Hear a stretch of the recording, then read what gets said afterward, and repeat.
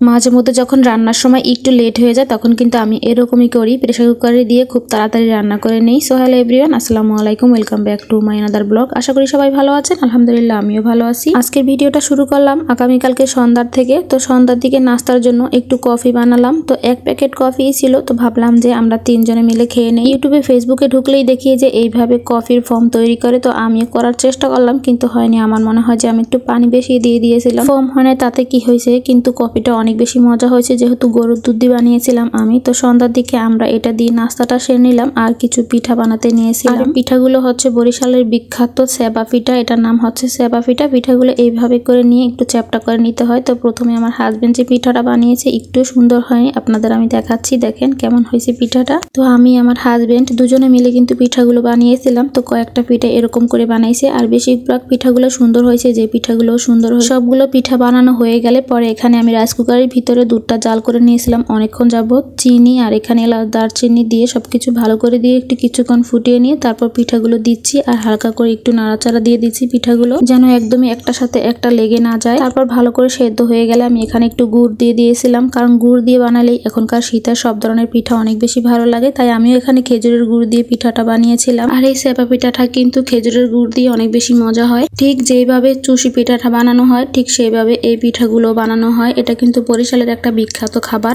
তারপর সকালে নাস্তা শেষ করে চলে আসলাম ছেলেকে নিয়ে মাদ্রাসায়। এই যে ফেরার সময় ও একটু দুষ্টমি করতে করতে চোখে কিন্তু আর একটু বালিও চলে গেছিল। আমার ছোট্ট বাবাটা যেহেতু একটু দুষ্টু, সব সময় পথে যেতে যেতে অনেক দুষ্টমি করে, দেখতেই পাচ্ছেন করতেছি কি এখানে, এরকমই করে। যাওয়ার পথে আসার পথে অনেক দুষ্টমি করে আর আসার পথে দোকানে গিয়েও অনেক জ্বালাতন করে, অনেক মজা নিয়ে তারপর বাসায় আসে। তো এখানে অনেকগুলো সবজি ছিল, আমি 10 কেজির মতো টমেটো নিয়ে আসছিলাম, ওটার ভিডিও করা হয়নি। সস বানানোর জন্য অবশ্যই যখন বানাবো তখন ভিডিও করব। আর এখানে যে ক্যাপসিকাম, বেগুন, টমেটো আর এই যে শাকগুলো, মিষ্টি কুমড়া শাক, এই শাকগুলো আমার ননদ পাঠিয়েছিল আমার জন্য। আর এই যে এখানে মুরগি, দেশি মুরগি, এই মুরগিটাও কিন্তু আমার শাশুড়ি পাঠিয়েছিলেন আমাদের জন্য। আজকে দেশি মুরগিটা আমি সবকিছু মশলা একদম শিলপাটা বেটে তারপর রান্না করতেছি। আগে খুব ভালো করে মশলা কষিয়ে তারপর আমি মুরগিটা দিয়ে একটু নাড়াচাড়া দিয়ে তারপর এলাচ দারচিনি জিরা এগুলো একটু বেটে নিয়েছিলাম শিলপাটায়, ওগুলো দিয়ে দিলাম। তারপর খুব ভালো করে কষিয়ে নিয়ে দিয়ে দিয়েছি আলুগুলো খুব ভালো করে কষিয়ে নিয়েছি আর একটু পানি দিয়ে দিলাম ঝোলের জন্য। তো পানিটা একটু ফুটে আসলে আমি প্রেসার কুকারে দিয়ে দেবো মাংসটা, কারণ একটু দেরি হয়ে গেছে এই জন্য। বেশিরভাগ সময় লেট হয়ে যায়, কারণ ছোট আব্বাজানকে নিয়ে মাদ্রাসা থেকে আসার সময় একদম 11:30টার বেশি বেজে যায়। তো আস্তে আস্তে রান্না করতে করতে অনেক লেট হয়ে যায়। আবার যেহেতু বড় আব্বাজানকে 2টার ভিতরে একদম মাদ্রাসায় পাঠাইতে হবে খাইয়ে, তো একটু লেট করে রান্না করলে অসুবিধাই হয়ে যায়। তাই আমি প্রেসার কুকারে দিয়ে খুব ভালো করে একটু তাড়াতাড়ি রান্না করে নিলাম। আর এখানে কিন্তু আমি একটা ক্যাপসিকাম কেটে দিয়ে দিয়েছিলাম। আমার বড় আব্বাজান বলছিল যে আম্মু একটু দিয়ে দাও, আমার মনে হয় ভালো লাগবে। তো মোটামুটি ভালোই লাগছিল। আর এখানে এই যে মিষ্টি কুমড়া শাকটা আমি কিন্তু রান্না করতেছি ডাল দিয়ে, খুব ভালো করে আমি বোম্বাই মরিচ দিয়ে একটু সেদ্ধ করে নিয়েছি।